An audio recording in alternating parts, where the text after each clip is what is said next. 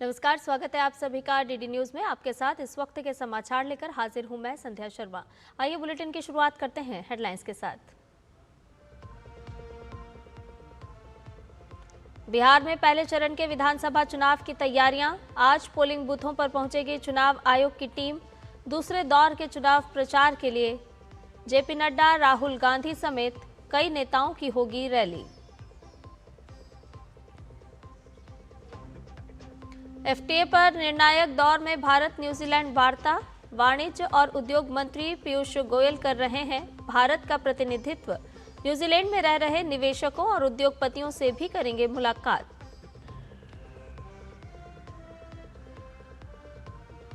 जम्मू कश्मीर के किश्तवाड़ में आतंकी मुठभेड़। छतरू इलाके में 2 से 3 आतंकवादियों के छिपे होने की आशंका। सुरक्षा बलों ने पूरे इलाके को घेरा।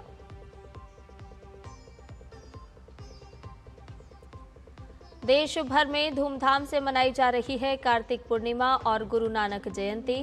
राष्ट्रपति, प्रधानमंत्री ने दी शुभकामनाएं। देव दीपावली के अवसर पर काशी में प्रज्वलित होंगे लाखों दीप। और पहाड़ों पर बर्फबारी और बारिश ने बढ़ाई ठंड। बर्फ की चादर में लिपटा गुलमर्ग। हिमाचल और उत्तराखंड में भी मौसम हुआ सुहावना।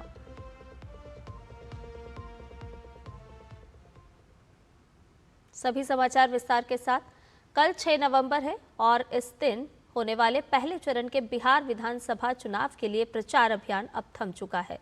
चुनाव आयोग की तैयारियां अंतिम चरणों में है। इस बार कुल 2616 प्रत्याशी चुनाव लड़ रहे हैं, लेकिन पहले चरण में 18 जिलों की 121 सीट पर 1314 प्रत्याशियों की किस्मत तय हो जाएगी।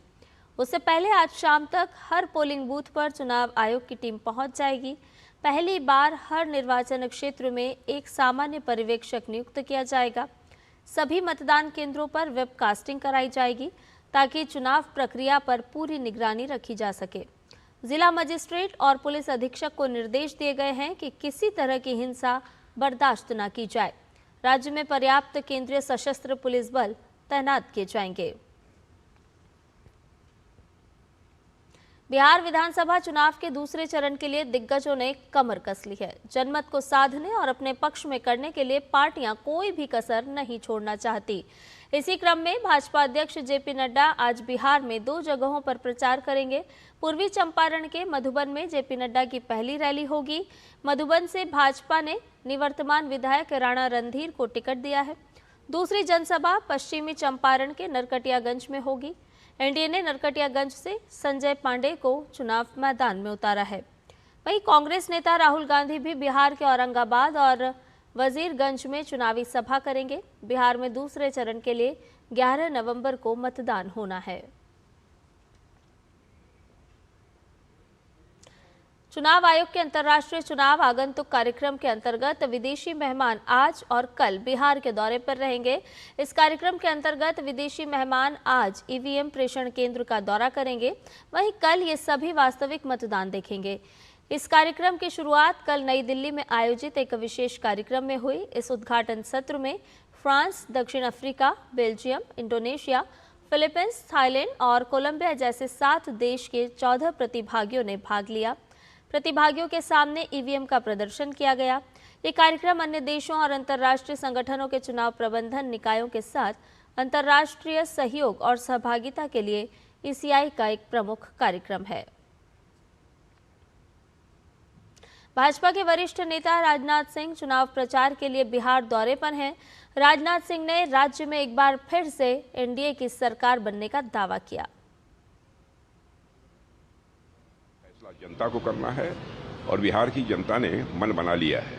और मन इसलिए बनाया है कि पिछले 20 वर्षों में जिस तरीके से विकास को गति दी है यहाँ नीतीश कुमार जी ने, यह बात सबके चित्त में बैठी हुई है। सब लोग ये मानते हैं कि अराजकता और जंगल राज की स्थिति से किसी ने अब तक काफी हद तक उबारा है इस बिहार को, तो नीतीश कुमार ने उबारा है, एनडीए की सरकार ने उबारा है।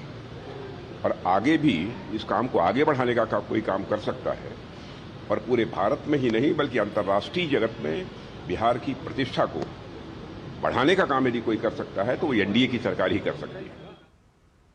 और रक्षा मंत्री राजनाथ सिंह इस समय बांका बिहार में चुनावी जनसभा को संबोधित कर रहे हैं। आइए सीधा रुख करते हैं। सेना को भी जाति पात के आधार पर बांटने की कोशिश कर रहे हैं। राहुल जी का आपने बयान पढ़ा होगा। ठीक है, अगड़ा करिए, पिछड़ा करिए, आरक्षण होना चाहिए। आरक्षण के पक्षधर हम भी हैं, हमारी पार्टी भी है, आरक्षण दिया भी है। जितने गरीब हैं सबको आरक्षण दिया, दूसरे वर्गों में भी जो गरीब हैं उनको भी आरक्षण दिया। लेकिन सेना के बारे में जाति पात के आधार पर, बहनों भाइयों, मैं समझता हूं कि चर्चा तक नहीं होनी चाहिए। हमारे सेना के जवानों का एक ही धर्म होता है, वह धर्म है सैन्य धर्म है। इसके अतिरिक्त और कोई दूसरा धर्म नहीं होता। और जिस तरीके की यह बात बोल रहे हैं मेरे बहनों भाइयों, मैं ये कहना चाहता हूं, यह देश के हित में किसी भी सूरत में नहीं है। और मैं कांग्रेस के दोस्तों से कहना चाहता हूं, कम से कम हमारी सेना को राजनीति में मत घसीटिए। जब जब इस देश पर संकट आया है तो हमारे सेना के जवानों ने अपने शौर्य और पराक्रम का परिचय देकर भारत का मस्तक ऊंचा किया है। जाति, पंथ और मजहब की यह राजनीति ने देश का बहुत नुकसान किया है, बहुत नुकसान किया। और हम लोगों की सोच तो यह है कि समाज के सभी वर्गों का उत्थान होना चाहिए। यदि हमारे प्रधानमंत्री की यह सोच न रही होती, हमने 2 राष्ट्रपति बनाए, एक दलित समुदाय से एक राष्ट्रपति हम लोगों ने बनाया और दूसरा यदि बनाया तो भारत के इतिहास में पहली बार बना है तो आदिवासी समुदाय से हम लोगों ने राष्ट्रपति बनाने का काम किया। हम समाज के सभी वर्गों को साथ लेकर चलना चाहते हैं। जाति, पंथ और मजहब के आधार पर हम कोई भेदभाव नहीं करना चाहते। हमारे देश के ऋषियों और मनीषियों ने कभी इसके बारे में सोचा भी नहीं है। इंसान की बात सोचिए, जानवर की भी हम लोग चिंता करते हैं। मेरे बहनों भाइयों, नाग पंचमी का दिन होता है। नाग पंचमी के दिन जिस काले नाग के काट लेने के बाद मरने की पक्की गारंटी होती है, उस काले सर्प को भी शुद्ध गाय का दूध पिलाकर दीर्घजीवी होने की कामना दुनिया में किसी देश में की जाती है तो केवल और केवल हमारे और आपके देश भारत में की जाती है। मेरे बहनों, यहां माताएं बहनें बैठी हैं, रसोई में जब थाली में आटा गूंथती हैं और बगल से यदि कोई चींटी गुजरती है तो उस चींटी को अपने पैर से दबाकर मारती नहीं है, बल्कि थाली से आटा निकालकर उस चींटी के लिए, उसके खाने के लिए डाल देती हैं और उसके भी दीर्घजीवी होने की कामना करती हैं। यह है हमारा भारत। तो बिहार के बांका से अभी आप सुन रहे थे रक्षा मंत्री राजनाथ सिंह को, जो कि भारतीय जनता पार्टी के स्टार प्रचारक भी हैं। और विपक्ष पर कड़ा हमला बोलते हुए रक्षा मंत्री राजनाथ सिंह इस वक्त उन्होंने साफ तौर पर कहा कि विपक्ष किस तरह से जात पात में सेना को बांटने का काम कर रहा है। तीखे लफ्जों में उन्होंने इसकी कड़ी प्रतिक्रिया देते हुए कहा कि सेना का कोई धर्म नहीं होता, एक धर्म होता है और वो है राष्ट्र सर्वोपरि। इसके साथ साथ उन्होंने तमाम विपक्षियों को आड़े हाथों लिया। उन्होंने साफ तौर पर कहा कि ये वो भारत देश है जहां पर इंसान ही नहीं बल्कि जीव जंतुओं की भी रक्षा की जाती है। और भी कई बड़ी बातों का जिक्र चुनावी जनसभा में कर रहे थे रक्षा मंत्री राजनाथ सिंह। आइए खबरों में बढ़ते हैं आगे। आपको बता दें कि कल पहले चरण के मतदान से पहले नए सियासी मोड़ सामने आ रहे हैं। गौराबौराम विधानसभा क्षेत्र से संतोष सहनी ने नामांकन वापस ले लिया है और इसके बाद जेडीयू की प्रतिक्रिया भी सामने आई है। संतोष सहनी ने नामांकन वापस लेने पर जेडीयू नेता नीरज कुमार ने कहा कि वीआईपी पार्टी ने राजनीतिक आत्मसमर्पण कर दिया है। वीआईपी पार्टी ने राजनीतिक आत्मसमर्पण कर दिया है। ये सीधे तौर पर दिखाता है कि आप उम्मीदवार देके विड्रॉ कर रहे हैं। किसके दबाव में आपने विड्रॉ कर लिया? कौन है गुनाहगार? तो सीट विड्रॉ करा देना कौन बड़ी बात है? अति पिछड़ा को दंड बैठक करा देगा। अति पिछड़ा के साथ राजनीतिक अनाचार हो, ये तो तेजस्वी यादव की राजनीतिक सामंत की एक प्रक्रिया है। वहीं आरजेडी नेता तेजस्वी यादव ने संतोष सहनी के नामांकन वापस लेने पर कहा कि यह उनका फैसला है। तेजस्वी ने यह भी कहा कि हम लोग अलग नहीं हुए हैं।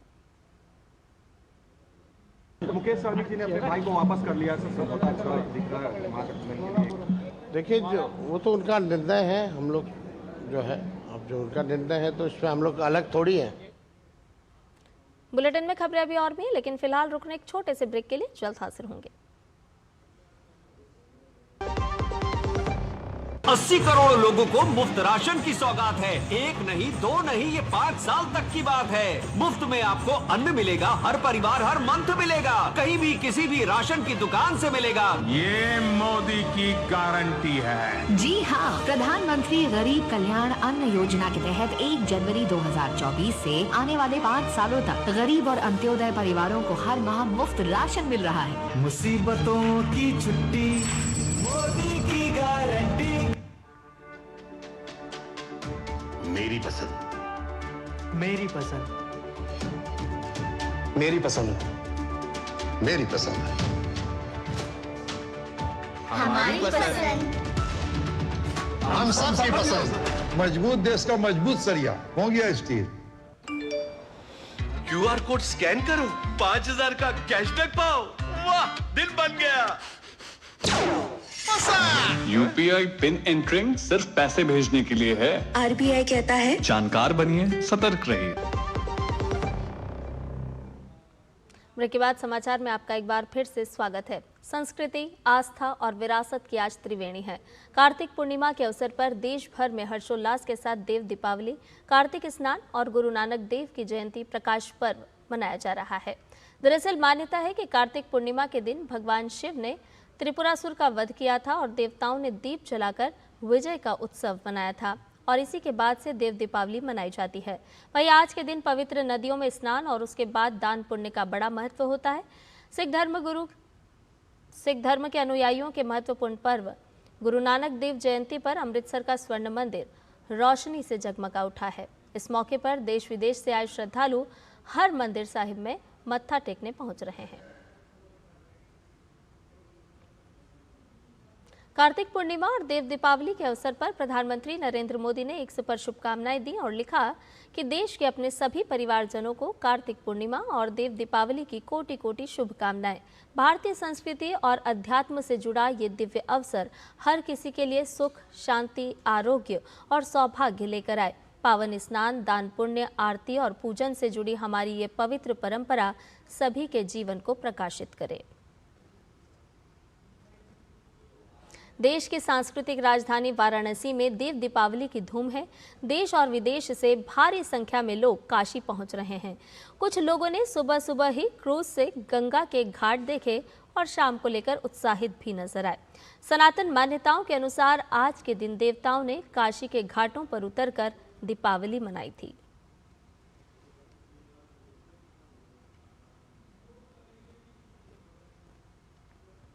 पंजाब लुधियाना से आया हूँ। अच्छा अद्भुत नज़ारा देखने को मिला है।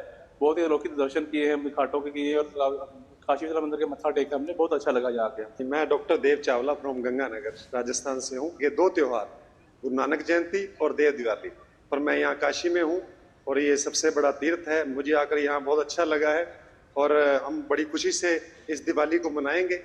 ये हमारी आस्था है, हमारी आस्था का प्रतीक है। मैं साहिल वर्मा हरिद्वार से। बहुत ही अच्छा लग रहा है। ये आखिरी त्योहार है हमारे हिंदू ग्रंथ में, तो ये काफ़ी अच्छा है। राष्ट्रपति द्रौपदी मुर्मू ने गुरु नानक देव जी की जयंती के अवसर पर देशवासियों को शुभकामनाएं दी हैं। राष्ट्रपति ने अपने संदेश में लिखा है कि गुरु नानक जयंती के पावन अवसर पर मैं भारत और विदेशों में रहने वाले सभी भारतीयों, विशेषकर हमारे सिख भाइयों और बहनों को हार्दिक बधाई देती हूं। यह अवसर हमें गुरु नानक देव जी के आदर्शों और मूल्यों को अपनाने के लिए प्रेरित करता है और एक बेहतर समाज के निर्माण की दिशा में हमारा मार्गदर्शन करता है। गुरु नानक देव जी का संदेश हमें सिखाता है कि सत्य, न्याय और करुणा पर आधारित जीवन जीना ही सफलता का सच्चा मापदंड है। प्रधानमंत्री नरेंद्र मोदी ने भी प्रकाश पर्व पर एक्स के माध्यम से देशवासियों को शुभकामनाएं दी हैं। उन्होंने लिखा है कि श्री गुरु नानक देव जी का जीवन और संदेश आज भी मानवता का मार्गदर्शन करता है। उनके करुणा, समानता, विनम्रता और सेवा के उपदेश अत्यंत प्रेरणादायक हैं। प्रकाश पर्व की हार्दिक शुभकामनाएं। उनके ज्ञान का प्रकाश हम सबको हमेशा प्रकाशित करता रहे। और इस अवसर पर प्रधानमंत्री नरेंद्र मोदी ने एक वीडियो भी साझा किया है।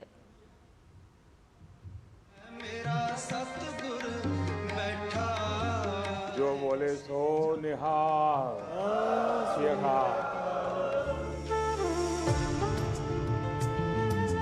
गुरु नानक देव जी सिखों के पहले गुरु ही नहीं बल्कि वो जगत गुरु है। उन्होंने पूरी मानवता के कल्याण के बारे सोचा। उन्होंने सभी जातियों को एक समान बताया। महिला सशक्तिकरण, पूरी दुनिया में गुरु नानक देव जी का प्रभाव स्पष्ट रूप से दिखाई देता है। वैंकूवर से वेलिंगटन तक, सिंगापुर से साउथ अफ्रीका तक उनके संदेश हर तरफ सुनाई देते हैं। हमारे सभी 10 गुरुओं ने राष्ट्र को सबसे ऊपर रखकर भारत को एक सूत्र में पिरोया था। गुरु नानक देव जी ने पूरे राष्ट्र की चेतना को जगाया था। पूरे राष्ट्र को अंधकार से निकालकर प्रकाश की राह दिखाई। वाहेगुरु जी का खालसा, वाहेगुरु जी की फतह। खबरों में बढ़ते हैं आगे। ऑपरेशन सद्भावना के तहत भारतीय सेना ने आज लद्दाख में आयोजित राष्ट्रीय एकता यात्रा में तिरंगा फहराया। इस एकता यात्रा में द्रास स्थित 20 छात्राओं और 3 शिक्षकों ने हिस्सा लिया। छात्राओं ने दिल्ली, गया और अन्य ऐतिहासिक रूप से महत्वपूर्ण स्थानों का दौरा किया और भारत की समृद्ध सांस्कृतिक और संवैधानिक विरासत से परिचित हुए। यात्रा के दौरान उन्होंने राष्ट्रपति भवन में राष्ट्रपति द्रौपदी मुर्मू से भी मुलाकात की।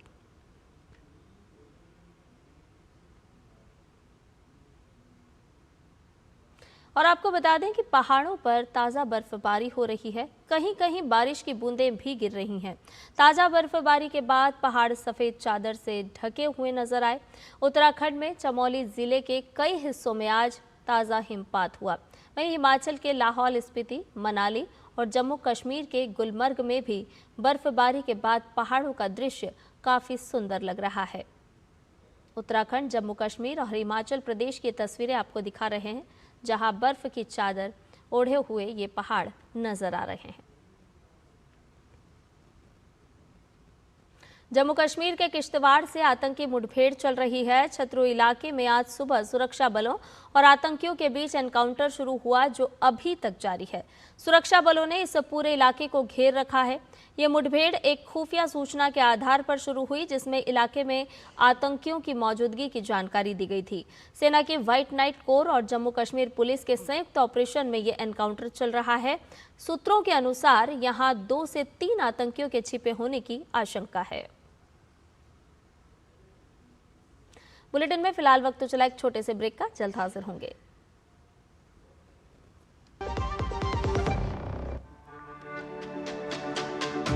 मेरी पसंद, मेरी पसंद, मेरी पसंद, मेरी पसंद, हमारी पसंद, हम सबकी पसंद। मजबूत देश का मजबूत सरिया हो गया स्टील। कौन है जो जोड़े देश को? विकसित भारत का विकसित भारत।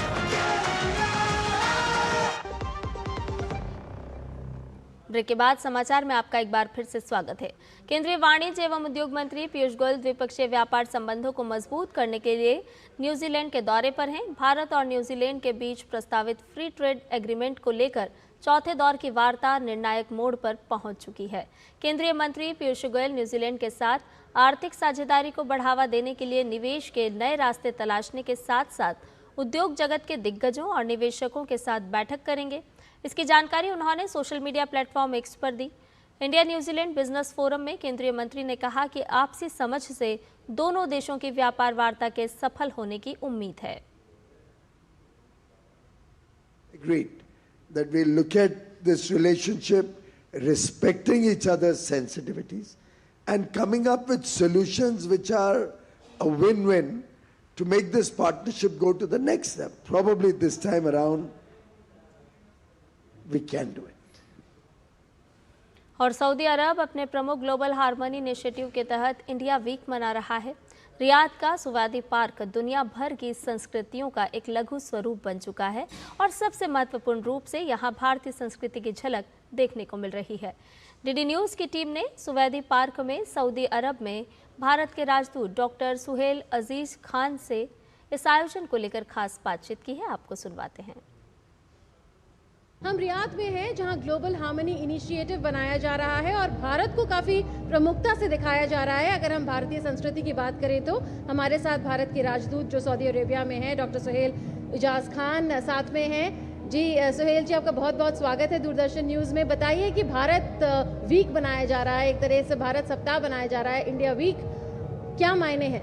बहुत बड़ा इंडियन कल्चरल फेस्टिवल मनाया जा रहा है। यहाँ पर हमारे बॉलीवुड सिंगर्स हैं, हमारे कलाकार लोग हैं, इंडियन कल्चर की तमाम चीज़ें, हैंडीक्राफ्ट्स, इंडियन तरह तरह के खाने यहाँ पर मौजूद हैं और हमारे सऊदी फ्रेंड्स बहुत इस फेस्टिवल को एंजॉय कर रहे हैं और इस तरह से वो इंडियन कल्चर को अप्रिशिएट करेंगे। हमने यहाँ काफ़ी कुछ देखा, हमने देखा कल्चरल ट्रूप्स आए हुए हैं, हमने बॉलीवुड देखा, हमने यहाँ कॉन्सर्ट्स देखे, हमने यहाँ पे काफ़ी कारीगरों का काम भी देखा, एक चूड़ी भी दी गई आपको। बताइए कैसा एक्सपीरियंस रहा, कैसा लग रहा है आपको यहाँ भारत का रिप्रेजेंटेशन रब के उनकी भागीदारी देख के?